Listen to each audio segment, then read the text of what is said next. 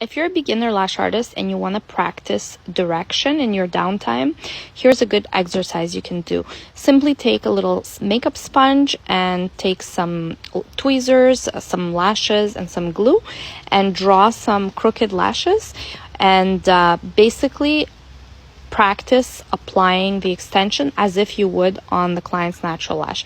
Pay attention to my tweezer and look at the way the tip of the tweezer is always parallel to the client's eyelid, which is also the sponge.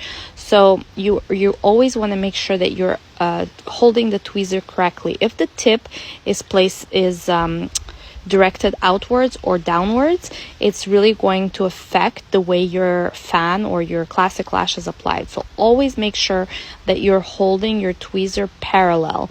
That's one of the micro movements that you really need to master in order to have really good direction. Always also make sure that you're applying the extension at a 90-degree angle to the client's eyelid, and then also certain lashes you may need to apply them from the side, as you can see here, or from the top or from the bottom, depending on the growth of the actual client's natural lash. So certain lashes may need to be skipped, and other ones you may want to lash them depending on if it's a good enough surface area you can achieve.